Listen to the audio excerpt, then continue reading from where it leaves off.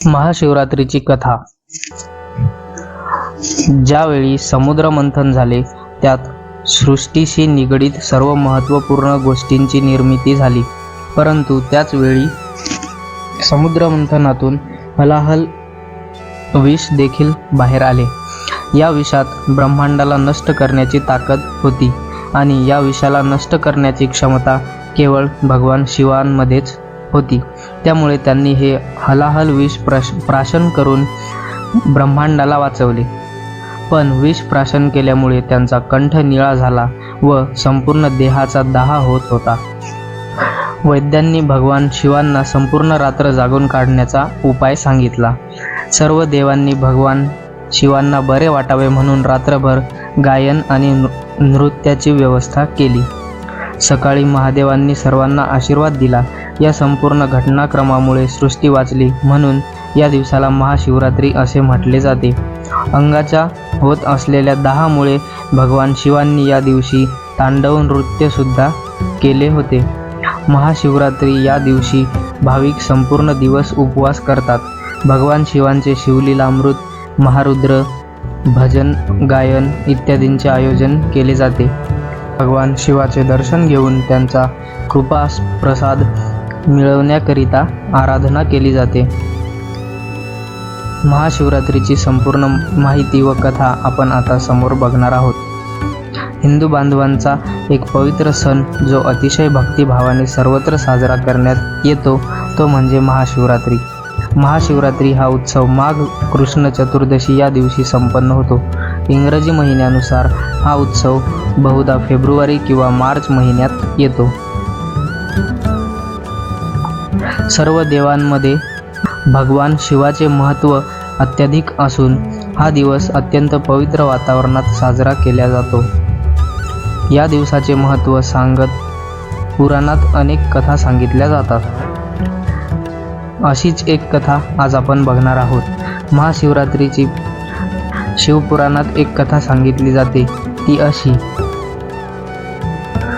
की एक पारधी जंगलात सावज शोधण्याकरता झाडावर बसला होता.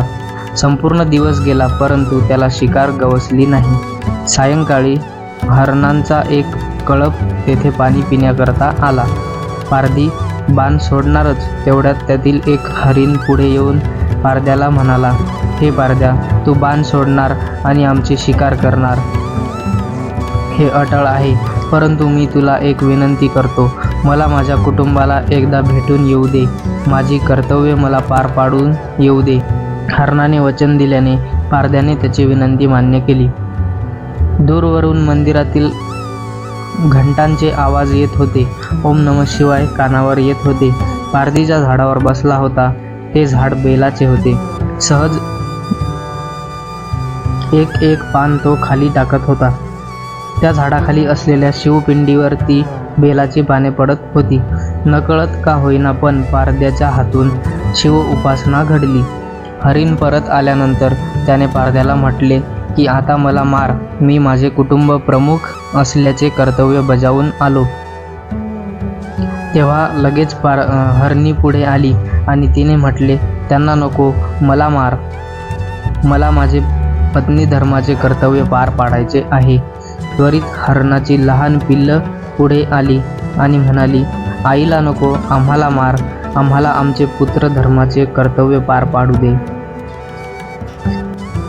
ते पाहता पारध्याच्या मनात विचार आला, हे प्राणी मात्र असून देखील आपल्या कर्तव्याला चुकत नाहीत, तर मी माझा मानव धर्म, दया धर्म का सोडू. त्याने सर्वांना जीवनदान दिले. देवाधिदेव महादेव हे सर्व पाहून हरणावर आणि पारध्यावर प्रसन्न झाले आणि त्यांनी त्या सर्वांना कृपाशीर्वाद दिला. सर्वांचा उद्धार केला. हरणीला मृग नक्षत्र म्हणून व पारध्याला व्याघ्र नक्षत्र म्हणून अवकाशात नेहमीकरिता स्थान दिले. हा प्रसंग ज्या समयास घडला तो दिवस महाशिवरात्रीचा होता. तर मित्रांनो, तुम्हाला ही गोष्ट आवडली असेल तर व्हिडिओला एक लाईक करा आणि आपल्या मित्र व परिवारासोबत हा व्हिडिओ शेअर करा आणि आपल्या चॅनलवर नवीन असाल तर चॅनलला सबस्क्राईब नक्की करा. चला तर मग भेटूयात पुढच्या व्हिडिओमध्ये. श्री स्वामी समर्थ. जय जय स्वामी समर्थ.